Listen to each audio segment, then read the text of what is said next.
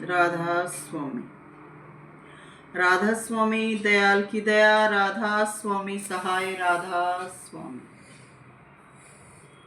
गुरु ब्रह्मा गुरु विष्णु गुरु पार ब्रह्म परमेश्वर, तस्मै श्री गुरुवे नमः।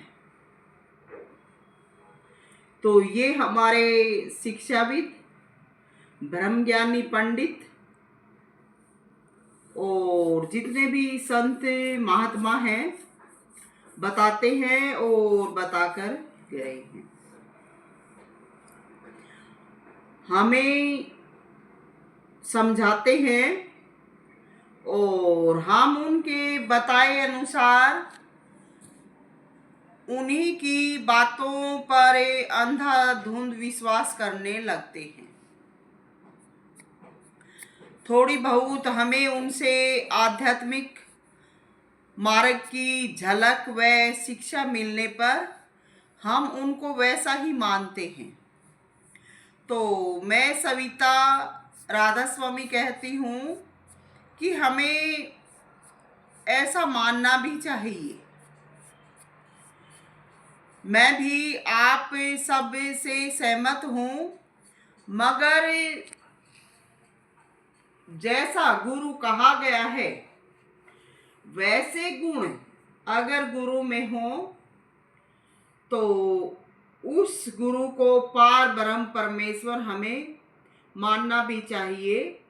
और वो गुरु अगर हमें तन मन धन सब अर्पण करने के लिए कहे तो मैं कहती हूँ कि दो भाई, बहुत अच्छी बात है। लेकिन जो गुरु तन मन धन लेकर घर से बाहर निकलवा दे और फिर घर से बाहर, आप सब जानते हैं, घर से बाहर निकला, बाहर निकलते ही बेइज्जत हुआ, फिर बेकदर हुआ।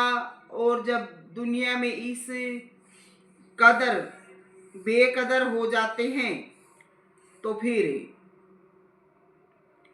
गुरु हमारा कौन है जो हमें पास रखेगा? तो ये कौन सी पार ब्रह्म परमेश्वरी है कि गुरु हमसे तन मन धन मांगता है? गुरु तो सर्वस्व होता है और जो गुरु होता है, पूर्ण गुरु होता है, सर्वस्व होता है, उसको किसी के तन मन धन की कोई जरूरत नहीं होती, क्योंकि वो जीवन के हर नोक झोंक से, हर पड़ाव से गुजरा होता है। कुछ बातें होती हैं जो शिष्य को निभानी होती हैं, और मैं ये कहती हूँ कि जो गुरु शिष्य का तन मन धन मांगते हैं, आज तक तो लोगों ने उनको अंधाधुंध अपना माना है और उनके कहने पर चले हैं। लेकिन आज के बाद जो सविता राधा स्वामी की बात मानेंगे और किसी भी गुरु के तन मन धन मांगने पर अगर तुमने उसको सब कुछ दिया तो हालात तुम्हारी भी सविता राधा स्वामी जैसी होगी। और उसके बाद जब हम इस कदर बेकदरे दुनिया में हो जाते हैं तो गुरु फिर हमें खिलाता है धक्के रसमलाई के। सुना है नाम कभी धक्का रसमलाई का? मैंने सुनाया है आपको, क्योंकि मुझे गुरु ने इस कदर ठंडकाई दी है। तो फिर खूब खाओ धक्का रसमलाई और लो मजा। और उसके बाद इस कदर हालात होने पर गुरु तुम्हें दुनिया के आगे इस प्रकार की मलामत में भेजता है कि रोज तुम उसकी सेवा में हाजिर हो। अगर तुम हाजिर नहीं हुए तो गुरु के प्रेमी कैसे? और रोज फिर सेवा में हाजिर हो तो घर से अपना खाना भी लेके जाओ और गुरु को भोजन पानी नहीं देते तो फिर धन का थैला भर के ले जाओ, और दुनिया में जो भी अच्छे अच्छे फ्रूट मिठाई हो वो रोज गुरु को खिलाओ। और उसके बाद रोज बुलाकर इस प्रकार का सब कुछ मांगकर गुरु क्या कहता है कि धन मेहनत ईमानदारी का होना चाहिए, हक हलाली का होना चाहिए। मैं कहती हूँ कि जब रोज तो वहां खड़ा कर ले, जो हो उसने जेब तक खसूट ले, फिर कहाँ से धन आएगा? तो फिर पीछे जो परिवार हो उसने डाके मारन भेज दो भाई, और वो फिर डाके मार के धन लेके आवेगा। अगले दिन फिर गुरु के लिए वो धन ले जाओगे तो वो खाना पवित्र होगा जब गुरु तुम पे रजू होगा। और इस प्रकार से अगर तुमने खाना नहीं दिया तो तुम अब्सेंट माने जाओगे, तुम कामचोर, गुरु के सेवक नहीं। और फिर जब तुम गुरु के अगर पास जाने की कोशिश करोगे, उसे अपना दुख सुख कुछ कहने की कोशिश करोगे, तो गुरु फिर तुम्हें धक्के मारकर बाहर करवाएगा, बाहर करवाता है। और फिर धक्के मार के बाहर करवाता है। उस वक्त अगर तुम बोले तो तुम्हारी फिर से जबान खिंचवाएगा कि ये गुरुद्रोही है। और फिर उपदेश दिया जाता है कि जो गुरु के सामने बोलता है वो गुरुद्रोही होता है, वो निंदा का भागी होता है, और गुरुद्रोही बख्शा नहीं जाता। और फिर तो गुरु और जो उसके चमचे चेले होते हैं रोज तुम्हारी दुनिया में महिमा गाएंगे। तो ऐसे बनो, करवाओ इनसे अपना प्रचार प्रसार। और फिर जब तुम गुरुद्रोही हो गए तो फिर दुनिया में सबसे उजड़े होगे। आते जाते फिर दुनिया में खूब रसमलाई खाओ। और तुम क्या, तुम्हारे अड़ोस पड़ोस ने भी खूब रसमलाई मिलेंगी, उनने भी सब रोज भर भर देंगे। यानी तुम्हें अब खूब फुल मिठाई देती है, कहीं नहीं जाना। अगर गए तो अब तुम्हें गुरु ने खूब भर दिया है, और तुम फिर कंगले भिखारी हो जाओगे, क्योंकि तन मन धन तुमने दिया था। अब तुम्हारा क्या अधिकार है? भूलने से अगर तुम्हारे कोई घर में आ गया रिश्तेदार मेहमान, उसने तुमको प्यार प्रेम से कुछ दे दिया, तो गुरु फिर आवाज देगा कि तेरा इस धन पे के अधिकार से है, आराम ज्यादा ये धन भी ले आ, क्योंकि तन्ने ऐसा खान की जरूरत है। तो ये पार ब्रह्म परमेश्वर की दया है। गुरु को पार ब्रह्म परमेश्वर मानते हैं तो ये उनकी दया हम पे बरसती है। और फिर कंगले भिखारी हो गए थारे पड़ोस में फिर रोज बाजे डीजे क्या, और तुम कौन से, वहां से भी तुमको बेकदर कर दिया, और अब पड़ोस में डीजे बाजे हैं तो थारे हाथ मुट्ठी पल्ले कुछ नहीं, तुम उसमें कैसे जाके बैठ जाओगे? और फिर गुरु ने खबर लग गए कि उसके फलाने का यो प्रोग्राम था, और फलाना फलाना उसके नहीं गया तो फिर गुरु थारी महिमा करेगा कि साला आरामखोर से दुनिया में किसे तो मेल जोल नहीं रखता, एकल एकल खोरा से देख रहे सो भाई साला की बदी है।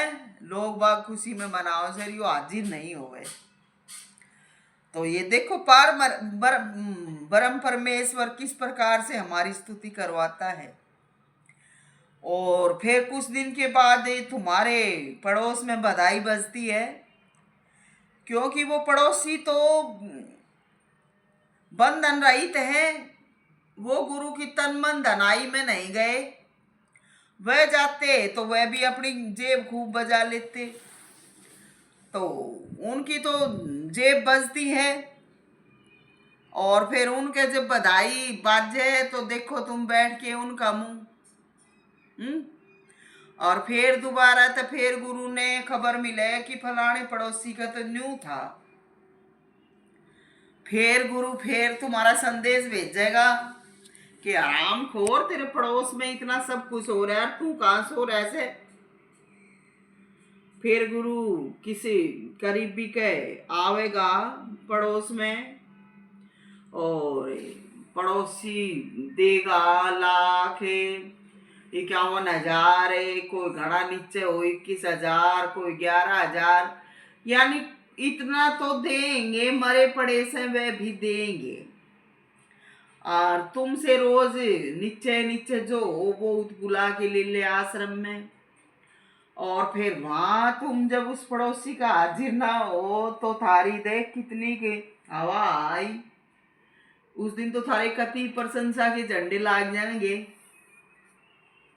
हैं।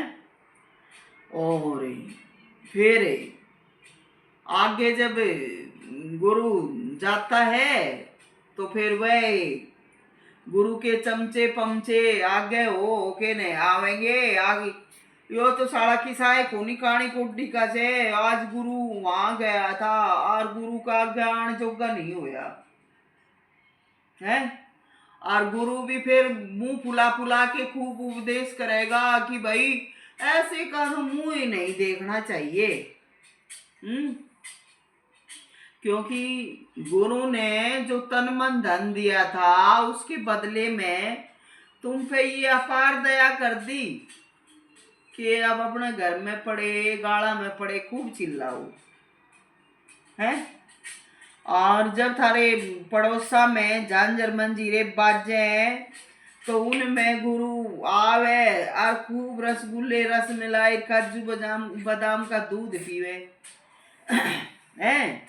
और तुम सारे कंगले भिखारी।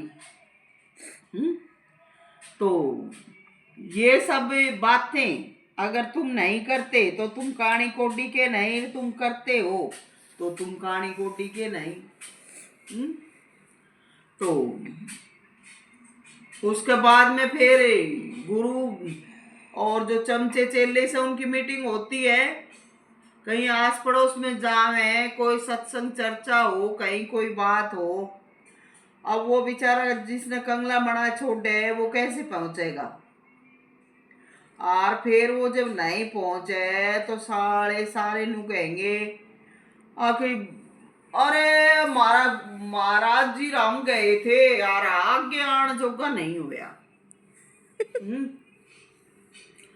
और फिर गुरु उनके साथ क्योंकि वह गुरु के मीत और गुरु उनका मीत। गुरु फिर नु कहेगा कि भाई हाँ हमने तो कभी बुलावने नहीं आवे, ऐसा ऐसा सलूक तो गुरु कर दे। और हाथ पैर तोड़न का उसका फायदा ये चिल्ले कर दे। और फिर उनने के आगे जाके माथा रगड़ो कि आ जाए गुरु मेरे घर आ जाए। क्या करेगा गुरु है। जो कि मैं था वो तो हूँ बड़का सूट लिया ये गुरु के मारे ये गाबे बांडे पड़े से हैं। इन बांडा ने सिर में मारेगा मारे इन गाबा में आके सूंघेगा क्या। तो फिर गुरु मारे ते मारे घरान की भी इच्छा करे से और मारे से मिलन की भी इच्छा करे से। तो ये भी पार ब्रह्म परमेश्वर का देखो सर्वोत्तम गुण। और जब तुम हाजिर नहीं होते तो फिर गुरु तुमने जो और भी बढ़ के आशीर्वाद दे वो कि साला में कमीज है। अरे इससे तो खानदानी कमी का से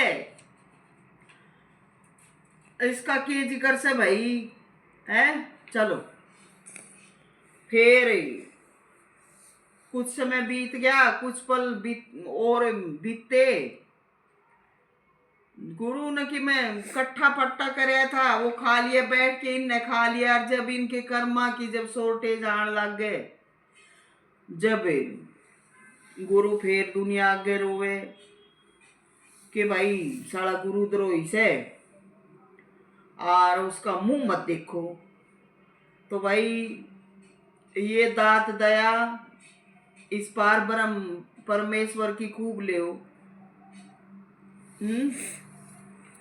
और फिर गुरु आगे बैठ के ने सत्संग देवा जी जा उत्ते की साला घर बुलाने जोगा नहीं होया और मारा निरादर करया से ईव का मिले तो बात।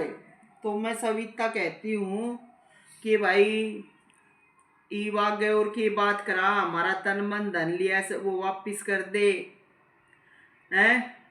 मारा तन मन धन कूड़ा होगा ई मार दो रे और के दरिया से मारे इन घरा में है। मारे घर का जो गरीब खाना से वो ही तू बड़ा मेम बन गया, तन्ने मार ला खाना तो कूड़ा लागदा होगा। तो हम तो ना तो तेरे काबिल और ना तू मारे काबिल। तो ऐसे जब हालात हो जा तो खूब तस्मै श्री गुरुवे नमः करो भाई। ये तन मन धन अर्पण का फिर हमने सुख परिणाम मिलता है। और इससे आगे भी कुछ जो आज के समय के हिसाब से संदेश हैं वो मैं सुनाती हूँ कि आजकल तो जो अटारिया में रह के ने आड़ मसलमावे से वह भगतनी और जो सच्चाई ईमानदारी पैर वे चलने से वह न्यू कहानी कोडी की। तो जे तारेचंद जैसा आज हाजिर होता तो भाई तुमने अच्छी अच्छी बात बताता कि भाई वो तो डायरेक्ट कहता कि ए रंडियो तुम दोनों जून से गई, अपने घर से भी गई, रूरा के भी तुम्हारी ये हालत रही। पर आज दुनिया में कोई स्पष्टवादी को नहीं कहनिया, इसलिए इन्हीं के मुकाम ऊपर चल रहे से।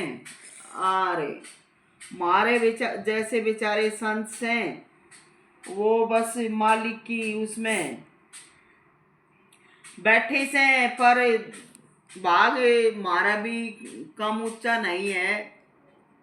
मालिक ने यह भी मार पर दया करा किसे गिन की ये रिपोर्ट हम आपने सुना रहे सा, तो ये भी कोई कम ऊंचा भाग नहीं। तो जो मेहनत करने से बनते हैं वही संत होते हैं। और इस प्रकार से जो एक्सीडेंट हो के संत बने से, वो एक गाना था एक्सीडेंट हो गया, ये तो उस एक्सीडेंट में आके ने संत बनना चाहे से। और ऊपर अटारिया में रह के संत बनना चाहे से तो आमल रहने वाले तो तुम सब नादान नहीं हो, जानते हो क्या बनते हैं। बाकी सब मौज आधीन, सबको प्यार आशीर्वाद। राधा स्वामी।